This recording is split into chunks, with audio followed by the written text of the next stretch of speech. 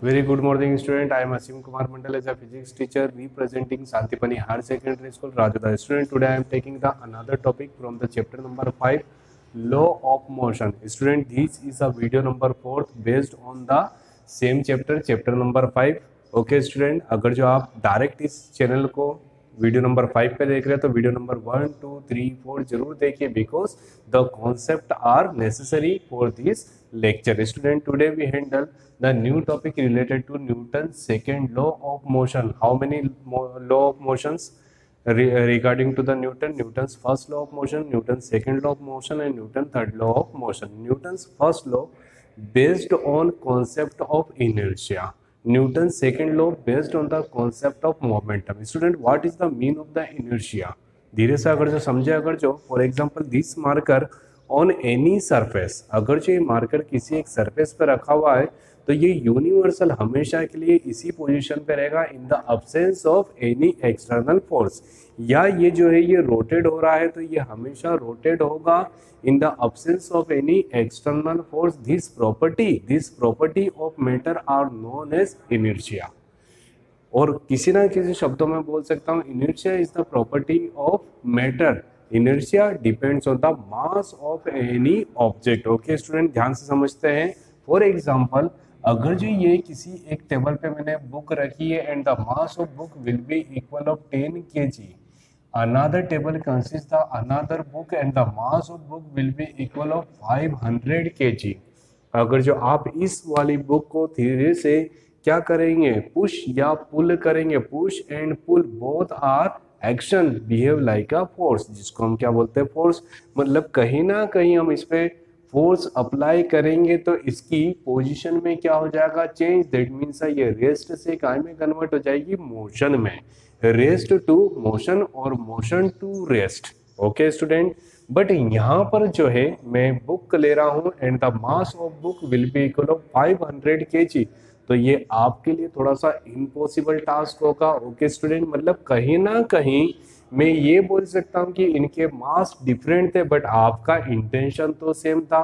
आपका intention same था but यहाँ पर क्या हुआ, आपका इंटेंशन कंप्लीट हुआ बट यहाँ पर आपका इंटेंशन कंप्लीट नहीं हुआ. मतलब ये जो मास है ये आपके ऑपोजिट कुछ ना कुछ एक फोर्स अप्लाई कर रहा है. Okay student, and this property of mass, this property of object are known as inertia, and concept of inertia define the first law of motion. If any object in the rest or motion till in the absence of any external force, वह हमेशा उसी condition में रहेगी. Define the concept of inertia. But इसमें एक छोटी सी problem है related to first law of Newton's कि कितना फोर्स अप्लाई करे ये डिसाइड नहीं हुआ, तो कितना फोर्स अप्लाई करे ये डिसाइड होगा न्यूटन सेकेंड लॉ में. स्टूडेंट, जैसे कि मैं भी एक समय में स्टूडेंट था तो जब भी हम न्यूटन फर्स्ट लॉ पढ़ते तो बस हमने उसको रट लिया. Newton first law, Newton second law, Newton third law, Newton first law related to inertia, Newton second law related to momentum and third related to attraction और repulsion force. ऐसा हम बोल सकते हैं. ओके स्टूडेंट, बट हमने उसका practical life में concept नहीं समझा है रिलेटेड टू इनर्शिया. बट वहां पर हमने डिफाइन करा फर्स्ट वर्ड फोर्स को, बट कितना फोर्स अप्लाई करें, कितना वेलोसिटी अप्लाई करें, मास तो वही रहेगा किसी भी ऑब्जेक्ट का, तो हम सिर्फ उसकी सिर्फ वेलोसिटी में चेंज कर सकते हैं. और वेलोसिटी में चेंज करने के लिए हमको फोर्स भी चेंज करना होगा. ओके स्टूडेंट, फॉर एग्जांपल आप और मैं आपको पुश कर रहा हूं. ओके, मैंने कितना 10 न्यूटन का फोर्स आप पे अप्लाई करा तो आप थोड़ा सा डिस्प्लेसमेंट देंगे. बट अगर जो मैं सडनली 100 न्यूटन का फोर्स अप्लाई कर रहा हूं तो डिस्प्लेसमेंट भी क्या हो जाएगा, इंक्रीज हो जाएगा, because velocity will be increase. तो सेकेंड लॉ सिर्फ और सिर्फ ये डिफाइन करता है कि हमको कितना फोर्स अप्लाई करने पर कितना इफेक्ट रिजल्ट के फॉर्म में मिलेगा. Okay student, so according to the Newton second law we have to prove what is the standard question according to the your point of view, exam point of view. If we have to prove F will be equal of ma. F will be equal of ma. कुछ लोग बचपन में से बोलते हैं फा will be equal of मा. ठीक है, M A that means mass, तो याद रखिएगा F A equal to mass into acceleration, we have to prove F equal to M A. Question कैसा आएगा एग्जाम में, define the Newton second law of motion and also prove force will be equal of product between the mass and acceleration. In another way, we have to prove F equal to ma. Okay student, now we will start with the some basic concept. Let me consider this is any object. Let me consider this is any object and mass will be equal of small m. A is a initial position and B is another position. Okay student, same object mass will be equal of capital M at a point capital A at a point capital B.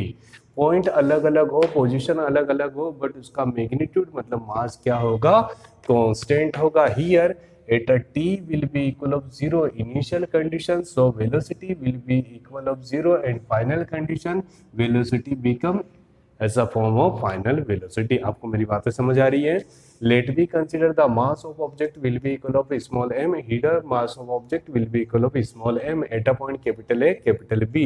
A that means a initial position and B that means another position, maybe final position. At a initial position, initial velocity will be equal of 0 and finally velocity replace या rechange in the form of V. Okay student, we know that very well. U that means initial velocity and V that means a final velocity. Student, Newton's second law totally based on the simple word momentum. Momentum. What is the mean of momentum? जैसा कि आपने समझा है कि inertia मतलब क्या होता है, inertia is a property of object, that means a momentum define the change in velocity p equals to m into v. Linear momentum will be equal of mass into velocity. Mass is always constant. अगर जो हम velocity को increase करें सो momentum भी क्या होगा, increase होगा, और अगर जो हम वेलोसिटी को डिक्रीज करें तो मोमेंटम भी क्या होगा, डिक्रीज होगा। ओके स्टूडेंट, मतलब किसी भी पर्टिकुलर ऑब्जेक्ट पे हम जितना वेलोसिटी, उसकी जितनी वेलोसिटी होगी उसका मोमेंटम भी उतना ज़्यादा होगा। For example real life example बता रहा हूँ, only example. Okay student, hardly मत लीजिएगा इस एग्जाम्पल को। अगर जो आप बाइक पे जा रहे हो और सडनली आप वहाँ पर स्लिप हो जाते हो तो आपको क्या होगी, चोट लगेगी। Very good. बट अगर जो आपकी वेलोसिटी आप बहुत ज़्यादा तेज हो तो आपका एक्सीडेंट भी बहुत डेंजर होगा। यस और नो? तो मैं यही समझाना चाहता हूँ, वेलोसिटी इंक्रीज होगी तो मोमेंटम भी क्या होगा, इंक्रीज होगा। वेलोसिटी डिक्रीज होगी तो मोमेंटम भी डिक्रीज होगा। Student okay, so first one, what is the mean of the momentum? Momentum that means a mass into velocity. Momentum depends on the two physical quantity. First one is the mass and second one is the velocity. In any practical example, mass will be constant. Mass will be constant. So linear momentum is a directly depends on the velocity. कहीं ना कहीं हम momentum को ये समझ सकते हैं, momentum that means based on the concept of the change in velocity. Momentum को अगर जो हमने समझा है तो हम न्यूटन के सेकेंड लॉ को समझ सकते हैं, इनर्शिया को समझा है तो न्यूटन का फर्स्ट लॉ भी समझ सकते हैं। Second law that means a law of momentum, first law that means a law of inertia. Okay student, now define simply. Let me consider the mass of object will be equal of small u and initial velocity will be equal of 0 and final velocity will be equal of v. Initial velocity will be equal of u and final velocity will be equal of v. देखिए हमने initial velocity कितना ले लिया u और final velocity कितना ले लिया v. मास कितना है student, m. So define the momentum. Momentum at the initial condition mass into velocity that means m into u. Here p2 that means a linear momentum at a point capital P, mass into velocity that means m into v.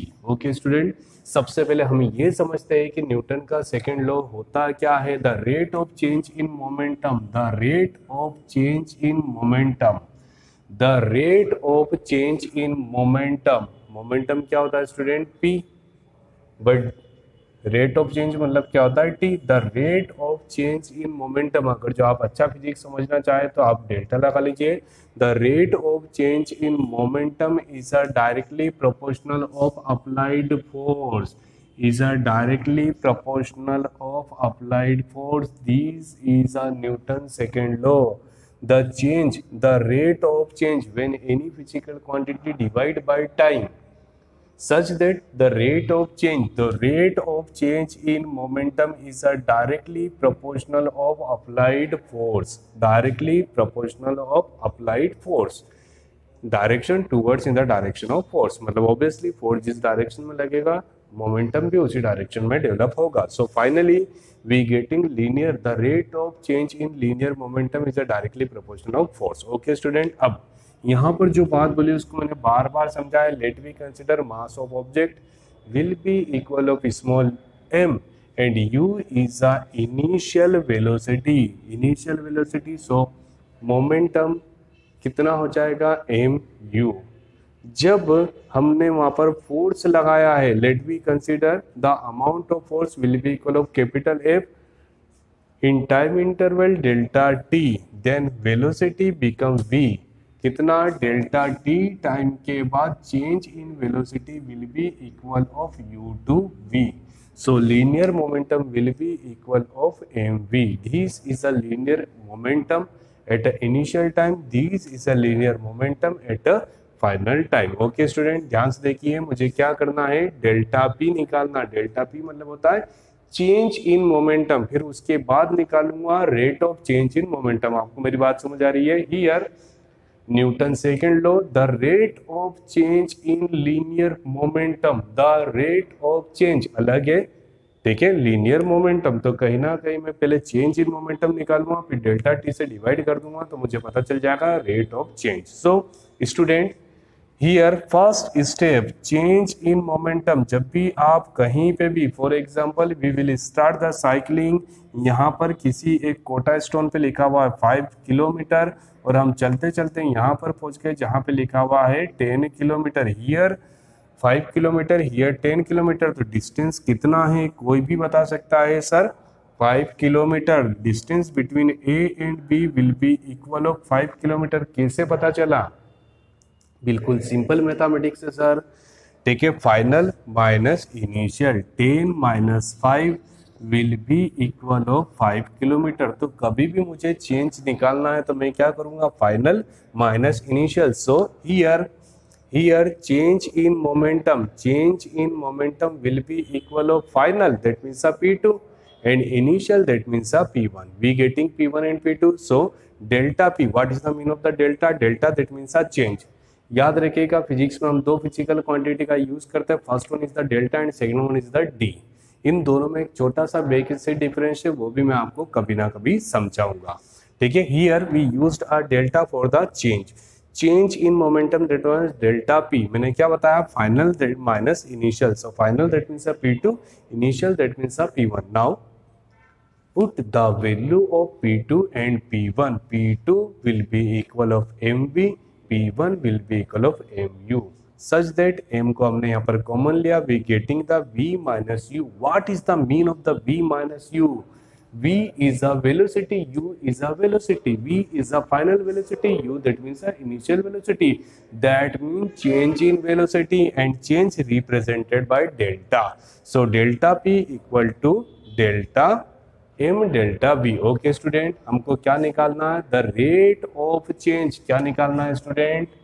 Rate of change in momentum. Okay student, तो हमने क्या निकाल लिया है, we getting change in momentum. Now second step of the question, we have to find rate of change मतलब उसको क्या करेंगे, डेल्टा टी से डिवाइड कर देंगे। ओके स्टूडेंट, जो हमने डेल्टा पी निकाला है उसको हम क्या करेंगे, डेल्टा टी से डिवाइड कर देंगे। ओके, नाउ थोड़ा सा देखिए, एम को हम थोड़ा सा साइड में लेते हैं, delta V by delta T. What is the mean of the delta V by delta T? The rate of change in velocity, we know that very well. The rate of change in displacement are known as velocity, the rate of change in velocity are known as acceleration. Okay student, so let me consider our acceleration will be equal of small a, such that we can write delta V by delta T equals to A. So delta V by delta T replaced by A. So we getting the rate of change in momentum. The rate of change in momentum will be equal of ma. M into A will be equal of ma. Okay, student. But according to the Newton's second law, the rate of change in linear momentum is a directly proportional force. Force is a directly proportional ma. Okay, student. कहीं ना कहीं आपको समझ आ गया. Proportional replaced by any constant. So let us decide capital K and value of K. The value of K will be equal of 1 for SI system. So F will be equal of 1 into anything will be equal of anything. So F equals to ma. I hope student you getting the proper solution related to Newton's second law of motion, law of momentum. Newton's second law based on concept of momentum. Okay, student. Thank you so much to watching this YouTube channel of Santipani Higher Secondary School, Rajuda. Student, please like, share, also subscribe and also study from our channel. Thank you so much.